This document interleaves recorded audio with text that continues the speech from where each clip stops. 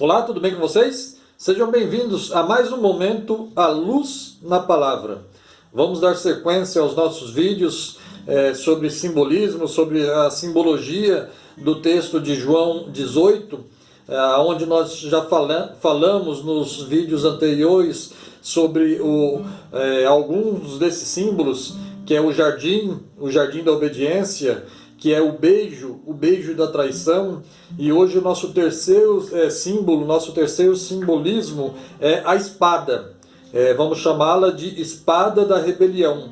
Isso está lá em João 18, 18:10, onde a palavra do Senhor diz assim: Então Simão Pedro, que tinha espada, desembainhou-a e feriu o servo do sumo sacerdote, cortando-lhe a orelha direita, e o nome do servo era Malco.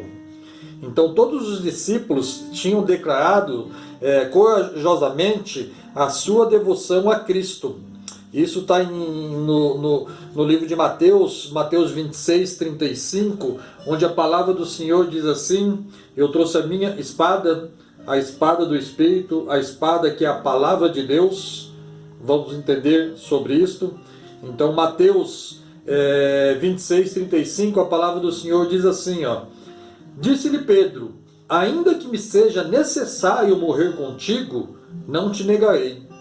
E todos os discípulos disseram o mesmo.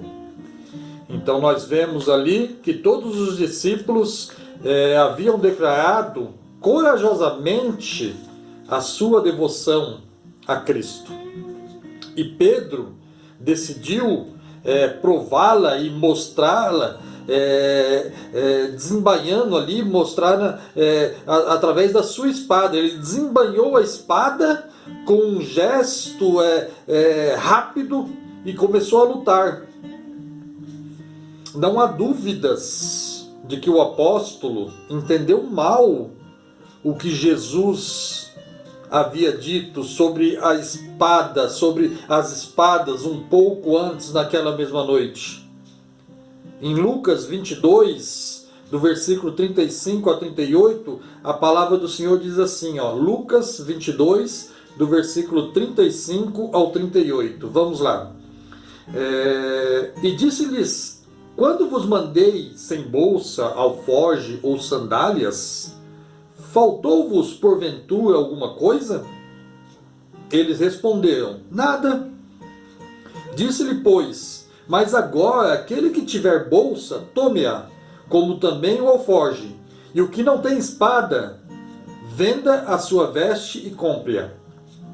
Porquanto vos digo que importa que em mim se cumpra aquilo que está escrito, e com os malfeitores foi contado, porque o que está escrito de mim tem cumprimento. E eles disseram: Senhor, eis aqui 2 espadas.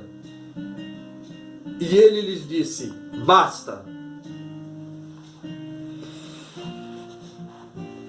Jesus havia avisado que a partir de então a situação ali dos discípulos mudaria e eles seriam tratados como transgressores. Não estava sugerindo que eles usassem espadas materiais para lutar as batalhas espirituais. Por isso que vemos ali Jesus fala: basta. Mas sim que desenvolvessem uma nova mentalidade e que esperassem oposição e até mesmo perigo. Havia suprido suas necessidades e os proteger enquanto se encontrava com eles na terra. Mas agora Jesus estava voltar junto ao Pai. Assim eles teriam que depender do Espírito Santo e usar de sabedoria. Ao que parece, Pedro tomou essas palavras literalmente e pensou que deveria declarar guerra. A espada de Pedro simboliza a rebelião contra a vontade de Deus.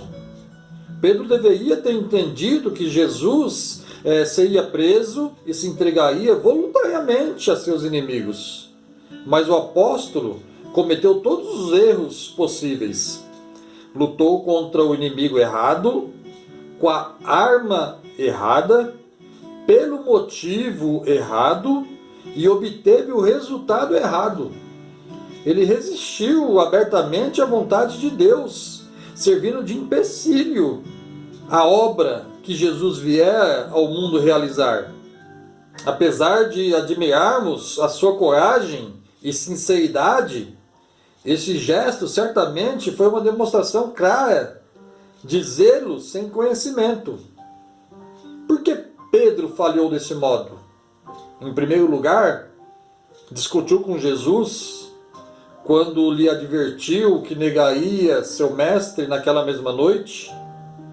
Adormeceu quando deveria orar.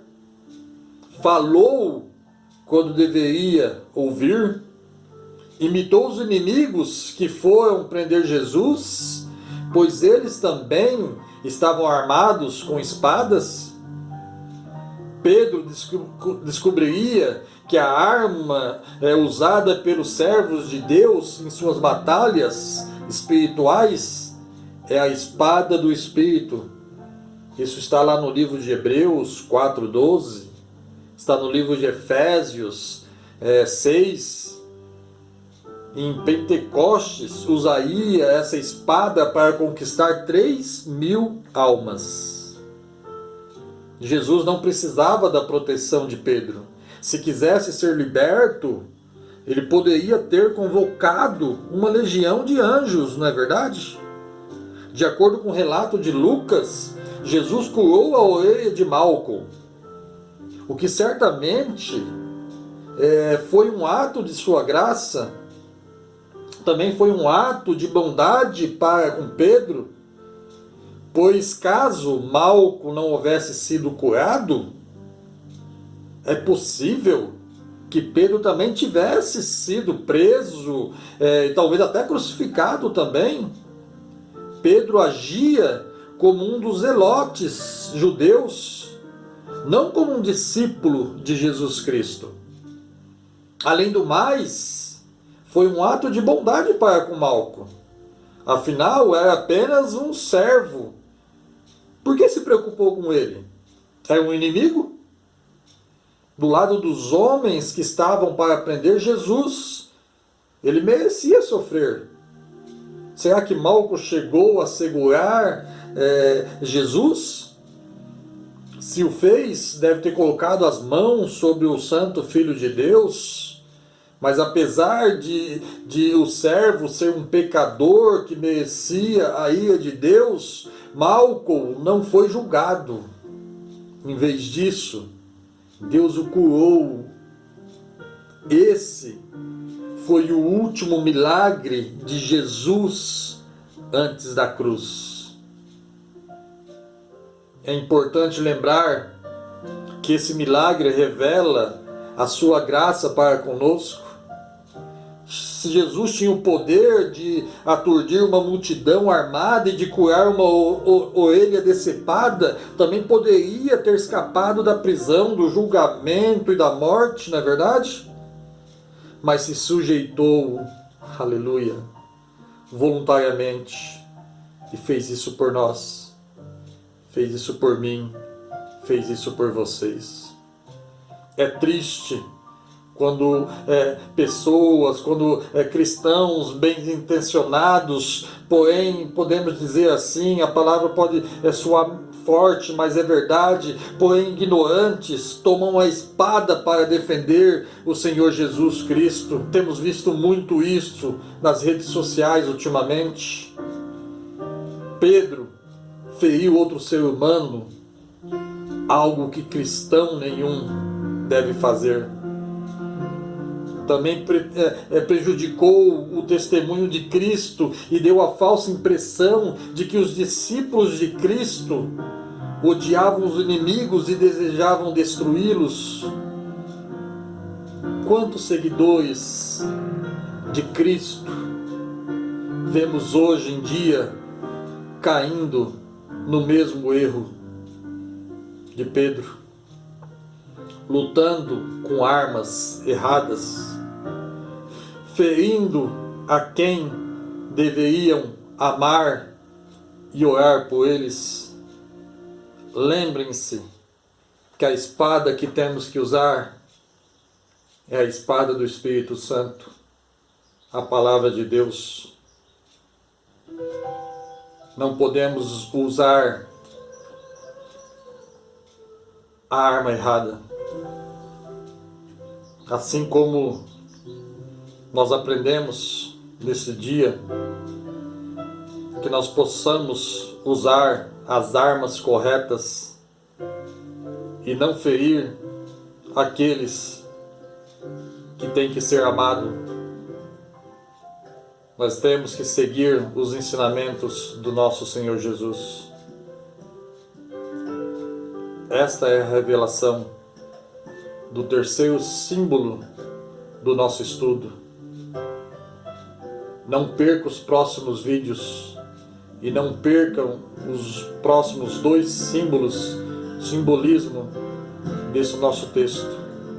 Deus abençoe, fiquem com Deus e até o próximo vídeo do Momento à Luz na Palavra.